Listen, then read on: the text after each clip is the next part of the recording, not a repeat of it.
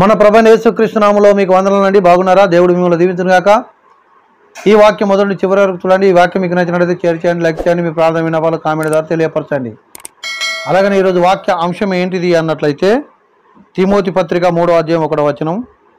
అంత్య దినాల్లో మనుషులు ఎలా ఉంటారు? అవునండి, ఇది అంత్య దినాలు, ఇది చివరి దినాలు. యేసు ప్రభు వచ్చే సమయం దగ్గరికి వచ్చేసింది. ఈ దినాల్లో అనగా అంత్య దినాల్లో మనుషులు ఎలా ఉంటారు? మరి అలా మనుషులు ఉన్నారు అంటే ఇది అంత్య దినాలు అని అర్థం. అంత్య దినాల్లో మనం ఉన్నామని తెలుసుకోవడం కొరకు మనుషులు ఎలా ఉన్నారో మనం అర్థం చేసుకోవాలా. మనుషులు అలా ఉన్నారు కనుక యేసుప్రభు రాబోతున్నాడు. మరి మనం ఎలా ఉండాలన్నది కూడా గుర్తుపెట్టుకోవాలా. ప్రియమైన మిత్రులారా, ఇక్కడ మనం అర్థం చేసుకున్నట్టయితే ఈ తిమోతి పత్రిక 3వ అధ్యాయం 1వ వచనంలో చూసినట్టయితే రాయబడింది, మొదటిగా అంత్య దినాల్లో మనుషులు ఎలా ఉంటారంటే ఇలా ఉంటారు అన్నదానికి చూపిస్తున్నాడు. దేవుని కంటే సుఖభోగములను అనుభవిస్తారు, ఇష్టపడతారు. దేవుడి కంటే సుఖభోగములే ముఖ్యం. దేవుడి కంటే మరి ఈ సుఖభోగాలను అనుభవించే కాలం ఇది. ఈ సుఖభోగాలు ఎవరికి కావాలా? ప్రియమైన మిత్రులారా, సంపాదించాలా, కారులో తిరగాల. కారు తప్పని చెప్పడం లేదు, నాకు కూడా ఉంది. కారు తప్పని చెప్పడం లేదు, కానీ సుఖభోగాలు వచ్చింది కదా, సుఖం వచ్చిందిరా పెళ్లి కంటే కూడా వచ్చిన వాళ్ళు అందరూ నా వాళ్ళే అన్నారంట. అలాగనే చూసినట్టయితే ప్రియమైన మిత్రులారా, మనం ఏం చేస్తున్నామంటే ఈరోజు సుఖం వచ్చింది కదా అని చెప్పేసి మనం తినడానికి కూడా తీరిక లేదన్నట్టుంటే కరెక్ట్ కాదు. ఈరోజు ఎట్లా ఉంటారు ఈ యొక్క చివరి కాలంలో అంటే దేవుని కంటే తన సుఖభోగాలే ముఖ్యం అనుకుంటారు. సుఖభోగాలని అనుభవించాలనుకుంటారు. తినాలి, తాగాలి, తింటే ఏం డిన్నర్ చేసుకుందాం, ఏం తిందాం, ఏం తెచ్చుకుందాం. ఇదే కొన్ని పెద్ద పెద్ద యొక్క కుటుంబాలు మనం చూసినట్టయితే ఆ ఇంట్లో ఇద్దరే ఉంటారు. ఒక 20 రకాల వంటలు ఆడ పెడతారు. ఏం లేదు, గింతంతా ముడతారు, అక్కడ కడమనంతా ఆడ ఇడిచి పెడతారు. కోట్ల విలువ. ఇప్పుడు ఒక ప్రధానమంత్రి, ముఖ్యమంత్రి, మంచి స్థాయిలో ఎమ్మెల్యే, ఎంపీల స్థానాల్లో ఉన్న యొక్క వ్యక్తులకు కొన్నిసార్లు పెద్ద పెద్ద భోజన పంక్తులు ఏర్పాటు చేసినప్పుడు అక్కడ చూస్తే అన్ని తిని ఉంటుంది. ఏదో గింతంత వేసుకుంటారు, అంత ఆగని చెప్తారు, అలా చేయి కడిగేస్తారు. కానీ బుక్క ఒక చిన్న మెతుకు దొరకక, గింతంత బుక్క అన్నం దొరకక మలమల మాడుతున్న ప్రజలు ఎంతోమంది ఉన్నారు. ఈరోజు తినుడు, తాగుడు, లగ్జరీ లైఫ్ అనుభవించడం అదే ప్రాముఖ్యం అనుకుంటున్నారు.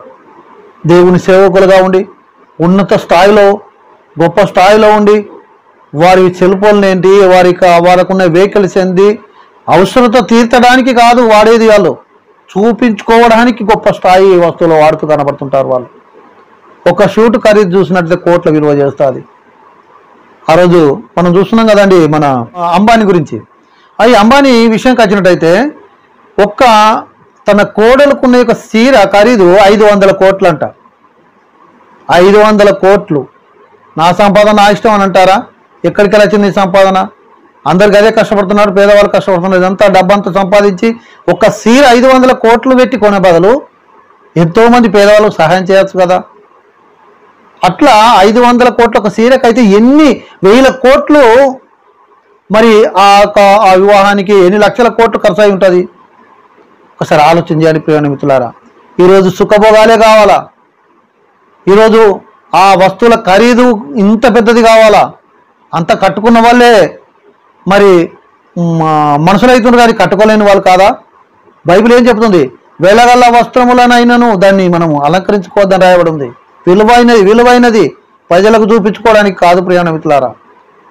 ఏదో తోటని చూసి తొడవోసుకున్నట్టు వాళ్ళని చూసి మనం వాళ్ళ తిరిగి మనం ఉండడానికి కాదు. పులిని చూసి నక్క వాతలు పెట్టుకున్నదంట, ఎందుకంటే పులిలాగా ఉండాలని. ఏమవుతుందండి? ఈరోజు సుఖభోగాలకు మరిగిపోయారు, ధన సంపదలకు మరిగిపోయారు. ఇదంతా ఎక్కడికి వెళ్ళొస్తుంది? పేదవాని డబ్బు కాదా? అంటే అందరికీ అనుభవించవలసిన డబ్బు కాదా? ఈ భూమి మీద పుట్టిన ప్రతి ఒక్క వ్యక్తికి దాంట్లో వాటా ఉండదా? ఎక్కడికి వెళ్ళొచ్చింది? కష్టపడి సంపాదించి వచ్చిందా? అవి మస్తు కష్టపడారంటే ఏ కష్టపడ్డారు? బండలు కొట్టారా? భూములు దున్నారా?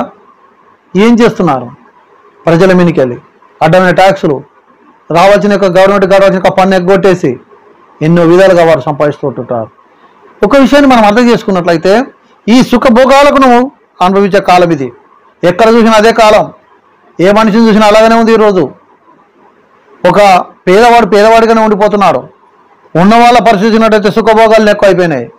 అదంతా లేనివాడు కూడా మంచిగా ప్రార్థన కచ్చేవాడు వాడికి కొంచెం ఒక స్థాయి పెరిగి ఒక ఉద్యోగం వచ్చింది, లేకుంటే ఏదైనా కొంచెం డబ్బు చేతికి వచ్చింది అని అనుకున్నప్పుడు ప్రార్థనకు రమ్మంటే ఆ వ్యక్తికి రాత్రి ప్రార్థన బంద్. ఎందుకంటే రాత్రి ఏదో ఒక సాకులు చెప్తారు, పిల్లలు ఎడతారు, ఇది ఎడతారు, అది చెప్తారని. కానీ చక్కగా టీవీ కాడ కూర్చొని మంచిగా ఆడుకుంటూ పడుకుంటూ ఉంటారు.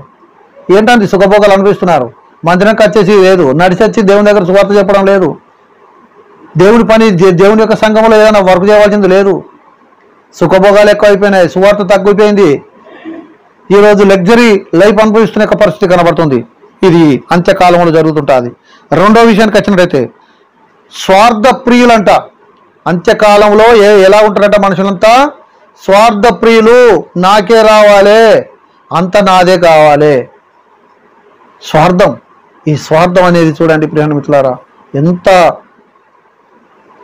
లేనోంది కూడా నాకే రావాలనుకునే స్వార్థం. పేదవాని దగ్గరికి కూడా ఆ దగ్గరికి గుంజేసుకొని వీడు తినే స్వార్థం. అన్ని వానికి ఎక్కువ ఆ స్వార్థం. ఈరోజు చూడండి, పేదవాడిగా ఉన్నాడు, ఇప్పుడు పెద్ద ప్రభుత్వాలు మారుతున్నాయి, ఏమో మారుతున్నాయి. ఇవన్నీ కూడా ఎవరికి సపోర్ట్గా ఉన్నాయి?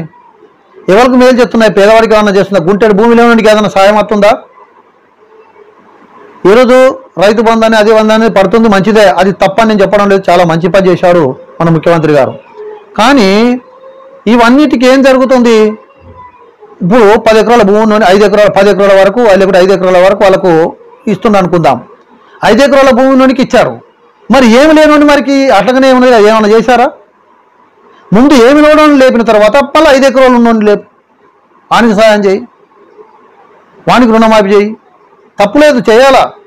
పాపం రైతులు ఎంతో కష్టపడుతున్నారు ప్రజల కొరకు. వారు భోజనం వారు కష్టపడి పంట పండిస్తున్నారు. వారు లేకుంటే ఈరోజు తిండి లేదు. చాలా మంచి పనే, చేయండి వాళ్ళకు కూడా. కానీ పేదవాళ్ళు కూడా ఉన్నారు కదా, పేదవాళ్ళు కూడా చేయండి కదా, చాలా మంచిది కదండి.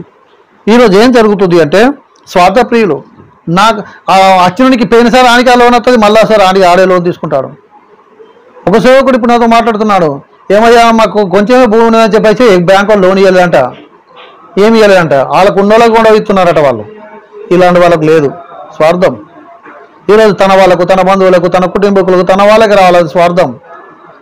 ఈరోజు ఏదైనా పదవులు రావాలంటే తన కుటుంబమే దాంట్లో మళ్ళీ ఉండాలి, స్వార్థం. రాజకీయ వ్యవస్థ కూడా స్వార్థంతో నిండుకుపోయింది. నా వాళ్ళకి నా తర్వాత వీళ్ళే రావాలని స్వార్థం. అయ్యా, ఈ స్వార్థపు బుద్ధిని బంద్ చేసుకుందాం. ఈరోజు స్వార్థంతో ఉన్నాం కాబట్టి దేవుని రాక దగ్గరికి వచ్చింది అన్న సంగతి గమనించండి. మూడో విషయంకి వచ్చింది ధనాపేక్ష. ఇంకా ధనం కావాలని ధనాపేక్ష కలిగి ఉంటారు ఈ అంత్యకాలంలో అని రాయబడి ఉంది. నాలుగో చూసినట్లయితే అహంకారులుగా ఉంటారు. అహంకారులు. నాకు బలం ఉంది, నాకు శక్తి ఉంది. గజ ఈతగాడట మురుగుంటల వాడు చచ్చిండట. ఈరోజు అహంకారం అనేది ఎన్నిటికీ మంచిది కాదు ప్రియమైన మిత్రులారా. కానీ ఈ అంత్యకాలంలో ఏం జరుగుతుంది? అహంకారులుగా అయిపోయారు. అహంకారం కొంచెం రాగానే నేనేం తక్కువనా? అహంకారం. నాకు అధికారం ఉంది, అహంకారం.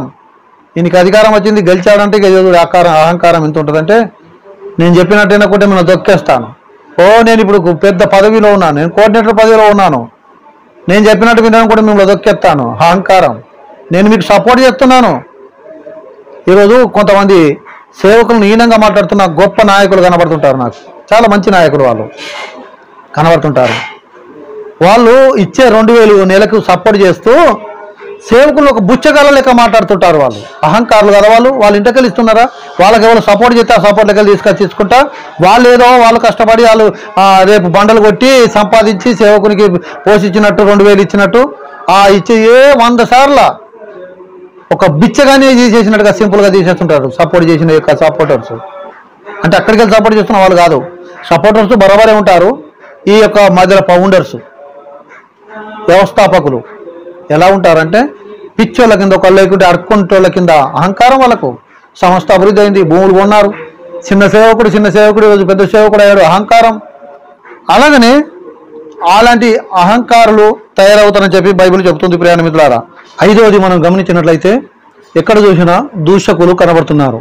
దేవుని పేరు వినా ఈరోజు ఎక్కడ చూసినా నీ దేవుడు ఏంది, నీ దేవుడు ఎవరు అని చెప్పేసి యూట్యూబ్ కానీ ఫేస్బుక్ కానీ మనం చూసినట్లయితే మరి అది ఇప్పగానే దేవుణ్ణి దూషించినట్లుగా కనబడుతున్నారు.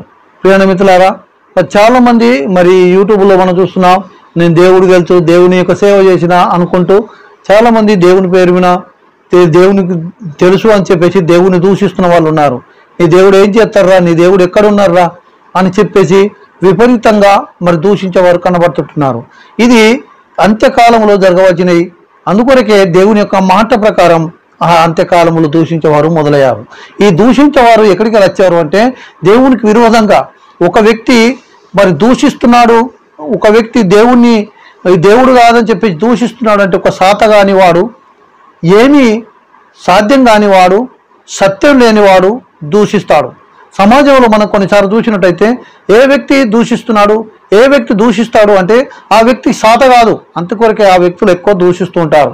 ఇప్పుడు లేడీస్ ఎక్కువ దూషిస్తారంటే కారణం ఏంటంటే వాళ్ళు కొట్టే సాత కాదు, అంటే వాళ్ళకి ఇక బలం లేని వాళ్ళు. నేను ఏం చెబుతున్నానంటే ఈ కాలంలో దైవశక్తి లేదు, దేవుని యొక్క బలం వాళ్ళ దగ్గర లేదు, కానీ దేవుని దూషిస్తూ ఉంటారు. ఒక క్రైస్తవుడిగా ఉండి కూడా మరి వారికి మేలు జరగలేదు, అప్పుడు వాళ్ళంటారు దేవుడు ఏం చేసిండు అని అంటారు. ఎందుకు? వాళ్ళు దైవశక్తి లేదు, వారికి సహాయం రాలేదు, అందుకని వాళ్ళు దూషిస్తారు. ఈ చివరి కాలంలో యేసు ప్రభు వచ్చే కాలం సమీపించింది కనుక ఈ యేసు ప్రభు వచ్చే కాలంలో ఇలాంటి దూషకులు ఎక్కడ చూసినా వేల కొద్ది మనకు కనబడుతుంటారు. ప్రియమిత్రులారా, ఆ దూషకులు వచ్చినందుకు, వాళ్ళు దూషిస్తున్నందుకు మనం ఏమి పెద్ద విచిత్రపడవలసిన అవసరం మనకు లేదు. చివరి కాలంలో ఇదిగో నీ దేవుడు ఏంది, నీ దేవుడు అట్లా, నీది ఆ మతము ఈ మతం అని చెప్పేసి చాలామంది నీకు బొట్టు లేదు ఇది లేదు అని చెప్పేసి దూషించే వాళ్ళు చాలామంది ఉన్నారు. అయినా భయపడనక్కర్లేదు ప్రియమిత్రులారా, ఈ దూషకులు ఎక్కడ చూసినా మరి దూషకులు కనబడుతూ ఉంటారు అని చెప్పేసి కనబడుతుంటుంది. ఆరో విషయానికి వచ్చినట్లయితే మరి బింకములాడువారు, ఎక్కడ చూసినా ఈ బింకములాడువారు కనబడుతుంటారని. ఏడో విషయానికి వచ్చినట్లయితే తల్లిదండ్రులకు అవిధేయులు. చూస్తున్నారు కదండి, ఈరోజు ఎవరైనా తల్లిదండ్రి మాట వింటున్నారా? ఎక్కడ చూసినా తల్లిదండ్రికి విరోధంగా, తల్లిదండ్రి చెప్పే యొక్క మాటలకు మరి విరోధంగా మాట్లాడుతున్న యొక్క పిల్లలు కనబడుతుంటారు. తల్లిదండ్రులకి విధేయులుగా ఏ వ్యక్తి బ్రతకలేరు. పెంచి పెద్ద చేసి హాని చేసిన తల్లిదండ్రుని ఈరోజు దూరం కొట్టి తల్లిదండ్రికి విధేయులుగా లేని వ్యక్తులు చాలామంది ఉన్నారు. అవిధేయులుగా బ్రతుకుతున్న యొక్క వ్యక్తులు చాలామంది ఉన్నారు. ప్రియ మిత్రులారా, ఇది చివరి కాలం. యేసు రాక సమీపించి ఉంది, యేసు ప్రభు రాక సమీపించింది. ఆ సమీపించి ఉన్నది కనుకనే ఈ యొక్క తల్లిదండ్రులకు మరి అవిధేయులుగా చాలామంది తయారవుతుంటున్నారు. తల్లిదండ్రి కష్టపడి పెంచి పెద్ద చేసినంత విడిచిపెట్టేసి ఈరోజు భయంకరంగా మరి తల్లిదండ్రులు దూషిస్తున్న వాళ్ళు ఉన్నారు. నేను టీవీలో చూస్తుంటున్నప్పుడు ఒక వార్త కనబడుతుంది. కోడలు వెనుక పట్టుకొని ఆ ముసలామెను ఆ కొడుకు బండి నడిపిస్తున్నాడు, నడి రోడ్డు మీద ఆ ఊరు బయట ఆ ముసలామెను దొబ్బిపోయారు ఆ బైక్ మీద నుండి. ఎంత భయంకరమైన పరిస్థితి అండి! కన్న తల్లిదండ్రిని అలా దొబ్బేస్తే మంచిదండి? కన్న తల్లిదండ్రిని అలా హింసిస్తే మంచిదండి?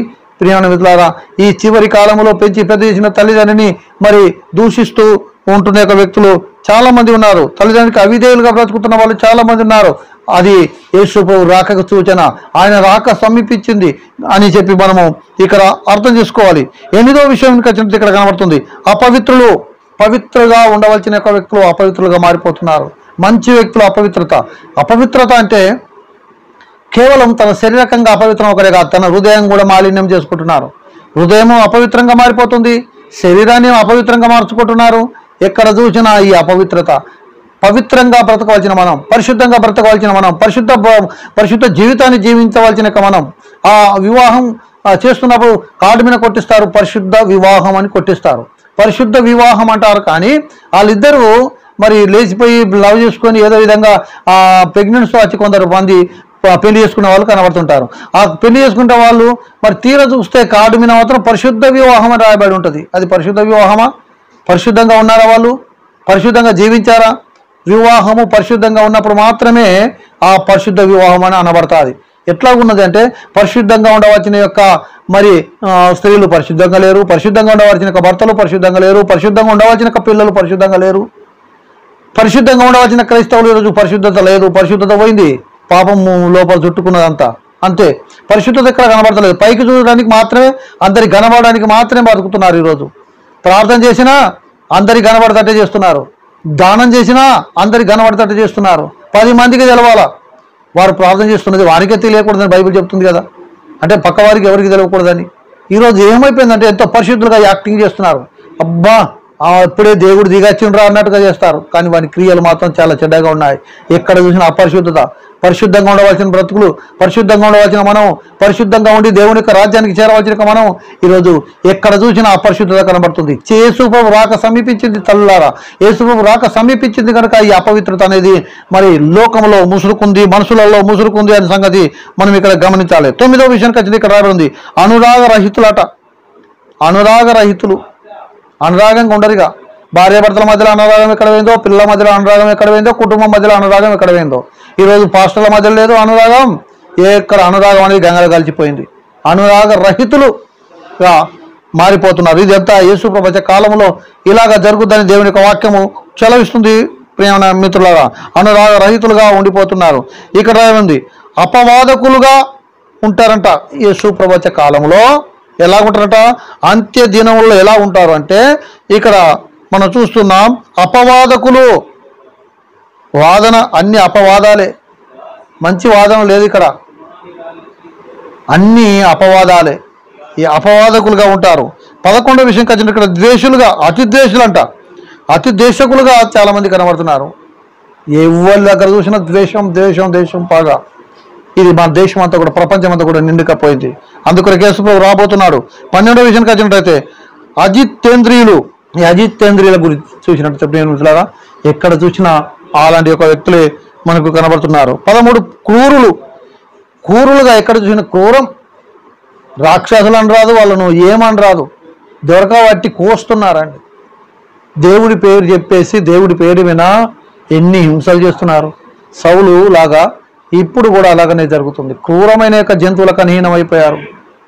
మనిషిని మనిషి కాపాడవలసిన యొక్క వ్యక్తులు మనిషిని మృగాలుగా చీల్చుకొని తింటున్నారు, చీల్చివేస్తున్నారు, చంపివేస్తున్నారు, నరికి వేస్తున్నారు. నడి రోడ్డు మీద శవం అక్కడ వారేస్తున్నారు. ఆ రోజు మణిపూర్ ఛత్తీస్గఢ్లో చూసినాం. ఆ వ్యక్తిని నరికి తడకలకు వేలాడదీశారు, తలను తీసి మొండి అనేది. అది క్రూరం కాదా? ఒకళ్ళు చంపుకోవడం క్రూరత్వం కాదా? ఈ క్రూరత్వం ఈరోజు ఈ ప్రపంచంలో చెలరేగిపోయింది. ఎందుకు చెలరేగిందంటే యేసుప్రభు రాబోతున్నాడు కనుక. ఇది అంత్యకాలం కనుక అంత్యకాలంలో యేసుప్రభు రాకకు సూచనలుగా ఇవి జరుగుతున్నాయి. జాగ్రత్త బిడ్డ. ఇది జరుగుతున్నాయి అంటే ఇది ఈ క్రూరత్వం జరుగుతుంది అంటే దేవుని రాక సమీపించి ఉన్నదని చెప్పి ఇక్కడ మీరు అర్థం చేసుకోవాలి అని గమనించాలి. 14వ విషయం చూస్తే సజ్జన ద్వేషులు అంట. సజ్జన ద్వేషులు. ఇలాంటి వాళ్ళు కూడా మనకు కోకొల్లుగా కనబడుతుంటున్నారు. మూర్ఖులు. 15వ చూసినట్టు మూర్ఖులు. మూర్ఖుడు అంటే ఎవరు? అసలు మూర్ఖుడు అంటే అర్థం ఏంటిది?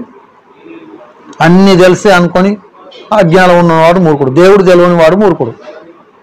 మూర్ఖుడు అంటే అసలైన మూర్ఖుడు ఎవరు అంటే దేవుడు ఎవరో తెలియకుండా బ్రతుకుతున్నారు చూసినావా, వాళ్ళే అసలైన మూర్ఖులు.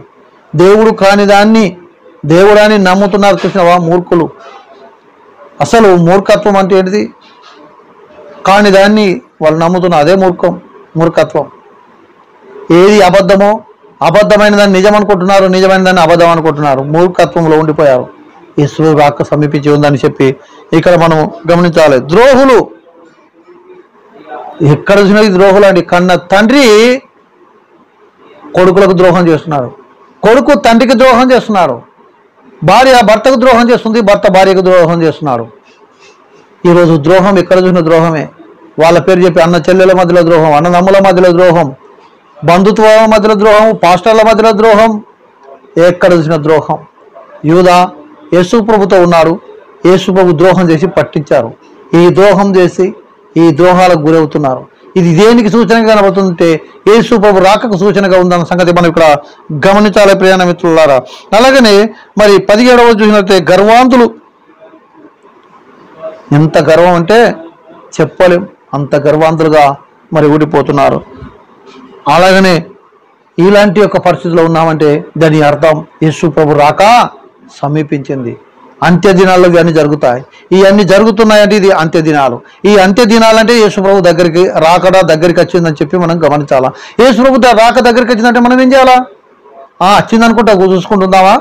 యేసు ప్రభు రాక దగ్గరికి వచ్చిందంటే మనల్ని మనం సిద్ధం చేసుకోవాలా. వీటికి దూరం ఉండాలా. ఇలాంటి వాటిలో మనం ఇలాంటి వారిగా మనం ఉండకూడదు. ఇలాంటి వారిగా మనం ఉన్నట్టయితే దేవుని రాజ్యం మనం చేరం.